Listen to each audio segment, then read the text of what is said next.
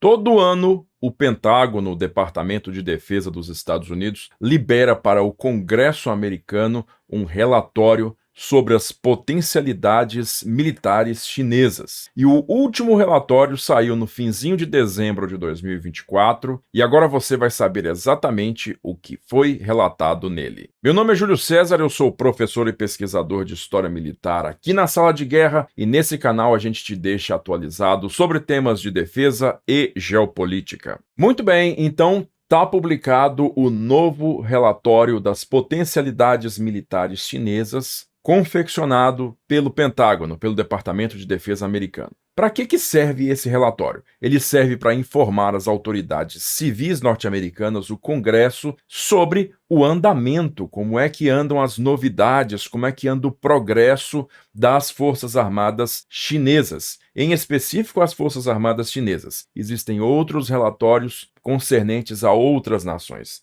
Nesse caso, a gente está falando somente da China. Então, como a China é a segunda maior economia do mundo e tem hoje, nominalmente, as segundas maiores forças armadas do mundo, visto que as forças armadas da Rússia factualmente estão bastante depletadas nesse momento, a preocupação com o poderio militar de Beijing é realmente alto. Então, eu estou agora postando para você aí, aqui na descrição, o link direto para o relatório, que tem 182 páginas. Se você quiser se divertir aí, ler ele do começo ao fim, fique à vontade. Mas se essa não for sua praia, acompanhe aqui que nós vamos fazer a leitura com o sumário daquilo que está contido no relatório, tá bom? Bora lá? O que o novo relatório do Pentágono sobre o poderio militar chinês revela sobre suas capacidades, contexto e consequências? O exército chinês é corrupto, mas é cada vez mais capaz. Ontem, o Pentágono divulgou seu 24º relatório de poder militar da China desde que o Congresso iniciou seu mandato em 2000,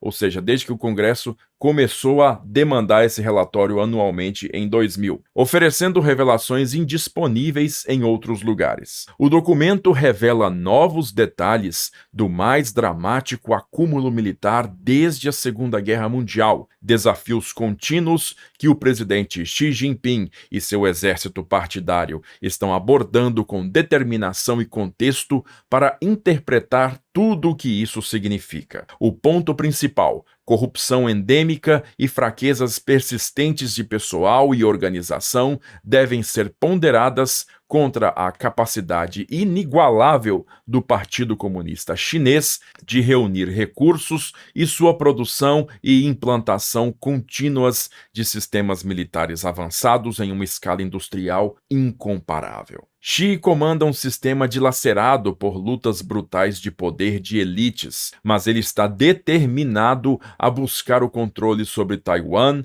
com um kit de ferramentas cada vez mais potente. Com seriedade mortal, ele continua a promover reformas organizacionais abrangentes para maximizar as capacidades de combate relevantes em cumprimento de sua meta de construção militar do centenário 2027, mesmo ao custo de rotatividade e desafios de curto prazo. Na primeira seção, desenvolvimentos dramáticos, armas nucleares, mísseis múltiplos e opções operacionais. Nada parece maior do que os avanços determinados da China em armas nucleares. Sem dúvida, a capacidade militar máxima. Na data de suspense do relatório de início de 2024, a China já tinha mais de 600 ogivas nucleares operacionais, um aumento em relação às mais de 500 tabuladas na edição do ano passado, 2023. Todos os cerca de 400 mísseis balísticos intercontinentais da China podem atingir os Estados Unidos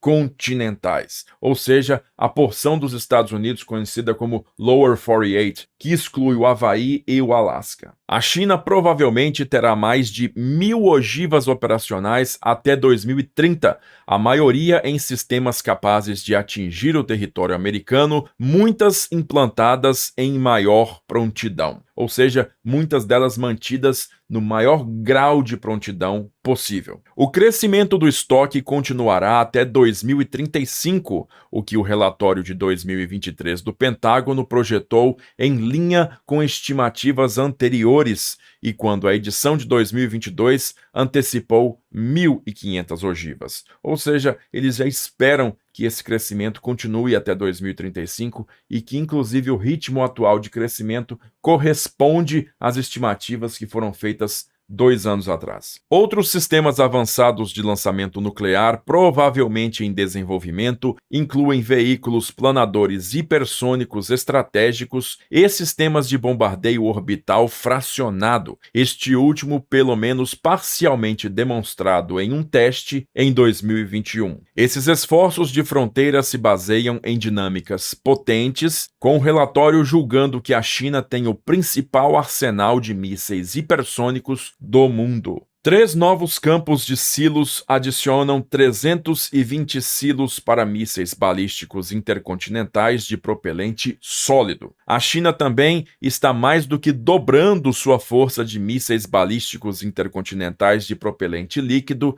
DF-5, para provavelmente 50 silos. Fazendo uma observação para vocês aí, a tecnologia de mísseis balísticos de combustível líquido já é uma tecnologia antiga, ultrapassada, porque míssil balístico perde prontidão tendo que utilizar combustível líquido, porque ele tem que ser abastecido no momento de sua utilização. Já um foguete, já um míssil de combustível sólido, permanece em estado estático e pode ser disparado literalmente a qualquer momento. A questão é, a China ainda depende bastante desses antigos sistemas DF-5 que foram colocados em serviço lá no comecinho dos anos 80, ainda existem muitos deles em utilização e a tecnologia, apesar de ultrapassada, permanece dominada, sendo de manufatura relativamente fácil para eles. Como parte de um esforço para atualizar famílias de mísseis balísticos intercontinentais mais antigos, incluindo vários veículos de reentrada independente direcionáveis, os MIRVs, pelo menos 30 novos silos abrigarão o DF-5C. O Pentágono também prevê implantação em silos e trilhos de mísseis balísticos intercontinentais móveis de estrada DF-41,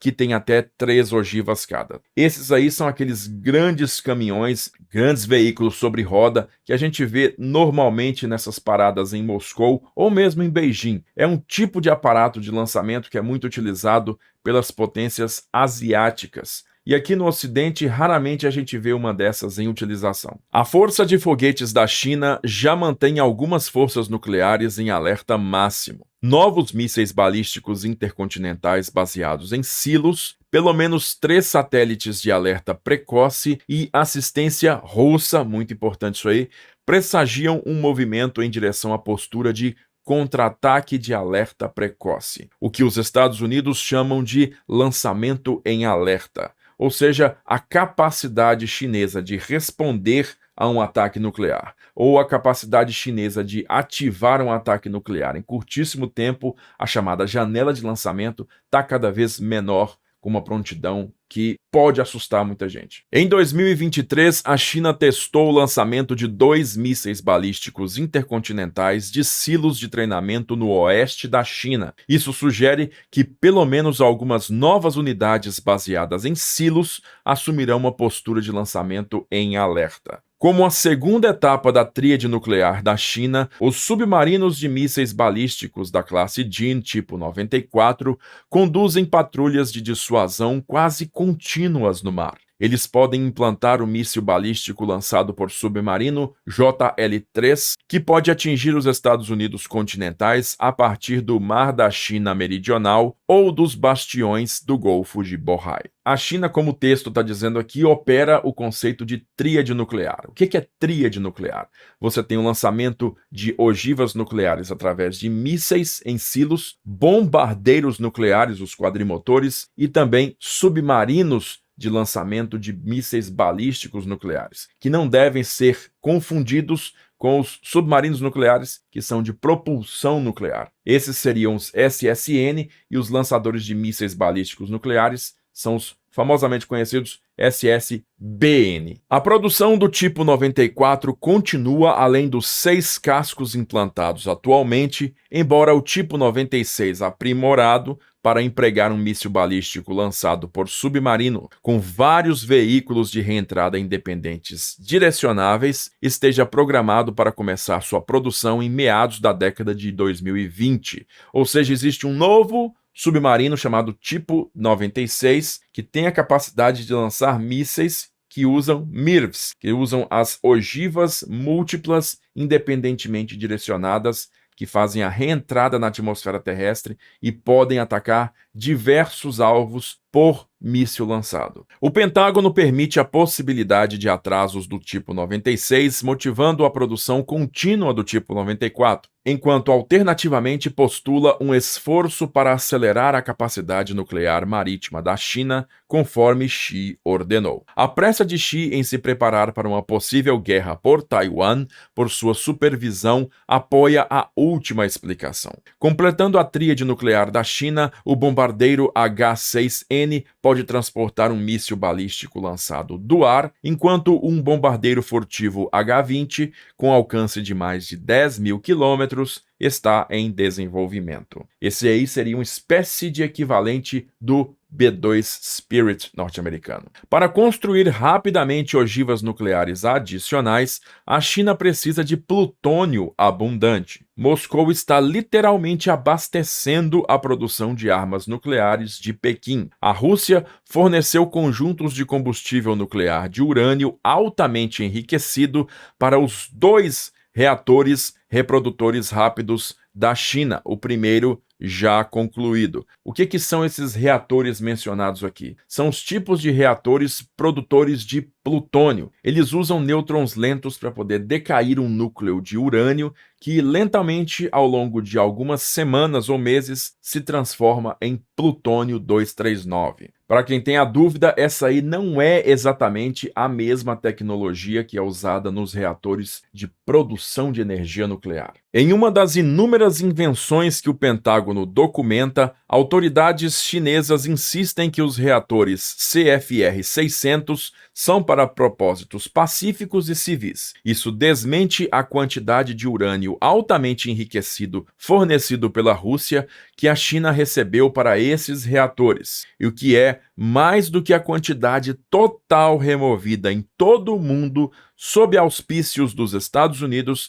e da Agência Internacional de Energia Atômica nas últimas 3 décadas. O acúmulo nuclear de Pequim reflete a determinação de ter opções militares utilizáveis em cada degrau da escada de escalada. A urgência em fazê-lo é amplificada pelas percepções de que a China enfrenta competição militar, crise e possivelmente até mesmo um conflito com os Estados Unidos, o último mais provável em relação a Taiwan. Consequentemente, a China busca impedir a intervenção americana e aliada em um cenário relacionado a Taiwan, se possível, e controlar a escalada se necessário. A força nuclear em expansão do Exército de Libertação Popular permitirá que ele tenha como alvo mais cidades, instalações militares e locais de liderança nos Estados Unidos do que nunca em um potencial conflito nuclear. Essa prioridade primordial é a única explicação suficiente para a saída dramática sob Xi da anterior restrição numérica relativa em armas nucleares. Além do backstop de armas nucleares, a estratégia de contra-intervenção de Pequim e as operações de guerra de precisão multidomínio enfatizam esmagadoramente mísseis multifacetados capazes de entregar uma gama completa de cargas convencionais a todos os alvos concebíveis. Ou seja, não são somente mísseis nucleares, como toda a capacidade chinesa de mísseis em todo o espectro de uso e tipos de ogiva também aumentou bastante. Por exemplo, a China simulou operações de ataque de poder de fogo conjunto contra Taiwan, em parte disparando mísseis balísticos de curto alcance PCH-191 em seus exercícios de 2022 e treinando com um míssil em seus exercícios de 2023. Esse sistema de mísseis de precisão desempenharia um papel crítico em disparos conjuntos durante uma campanha contra Taiwan. Esses exercícios também demonstraram prontidão significativa da força marítima e capacidade de aumento, capacidade de elasticidade de poderio. Além disso, os 4 submarinos de ataque nuclear com mísseis guiados tipo 093B Chang'e-3 da China, 3 dos quais podem estar operacionais em algum momento do ano que vem, podem ter mísseis de cruzeiro de ataque terrestre, uma tendência que provavelmente se espalhará para grandes navios de guerra. Um submarino de ataque que pode lançar mísseis de cruzeiro para atingir alvos em terra. Isso realmente muda bastante a capacidade, o papel dos submarinos de ataque nas marinhas pelo mundo todo, como está falando aqui, é uma nova tendência. Dadas as preocupações sobre o envolvimento da Marinha dos Estados Unidos e das forças aliadas, a China alavancou décadas de ênfase em mísseis balísticos em 5 tipos diferentes de mísseis balísticos antinavio. O primeiro míssil balístico antinavio da China, o DF-21, é capaz de recarga rápida em campo, é capaz de ser recarregado, de mudar sua ogiva rapidamente enquanto está disposto, enquanto está empregado no navio em operação. A variante do míssil balístico antinavio DF-26 pode ser rapidamente trocada por alternativas convencionais e nucleares de ataque terrestre. O DF-26 é capaz de ataques nucleares de precisão, potencialmente como opcionalidade de baixo rendimento, além de cargas úteis convencionais antinavio e convencionais e nucleares de ataque terrestre. Os numerosos DF-17 da China têm um veículo de deslizamento hipersônico para escapar da defesa por radar e mísseis balísticos dos Estados Unidos e aliados. Mísseis balísticos DF-27 com alcance de 5.000 a 8.000 quilômetros foram recentemente implantados. Além do modo antinavio convencional, eles podem transportar cargas úteis hipersônicas, convencionais e nucleares de ataque terrestre. Os potenciais alvos incluem Guam, o Alasca e o Havaí. Finalmente, o míssil balístico antinavio hipersônico YJ-21 foi testado a partir de um cruzador Renhai tipo 055. Os 8 enormes Renhais de escolta de porta-aviões da China merecem ênfase especial, com seus sensores e comunicações avançados, bem como 112 tubos de lançamento verticais, acomodando mísseis multifacetados, ataque terrestre, antinavio, antiaéreo e antissubmarino, em toda a linha, expandindo fronteiras na projeção de poder. Para quem não entendeu, cruzadores de escolta de porta-aviões, no caso dessa classe chinesa, são cruzadores guarda-chuva, que contêm dentro do seu arsenal uma variedade de mísseis de diversas aplicações diferentes para proteger aquele grupo de batalha de qualquer tipo de inimigo, seja ele no ar, em terra ou no mar. Embora Taiwan e outras reivindicações de soberania disputadas dentro da primeira cadeira de ilhas seja claramente o foco militar primário da China, ela está simultaneamente buscando um exército de classe mundial igual ou superior ao exército dos Estados Unidos, em conformidade com suas metas de desenvolvimento para 2035 e 2049. Isso requer inerentemente alcance global e operações de ponta em todos os domínios. Lembra dos 5 domínios que eu sempre cito? Terra, água, ar, espaço e ciberespaço. Para mais detalhes sobre as taxas dramáticas de lançamento da China, sistemas orbitais incluindo satélites e aviões espaciais e capacidades antiespaciais terrestres e espaciais preocupantes, os leitores devem consultar o Space Threat Fact Sheet da Força Espacial dos Estados Unidos.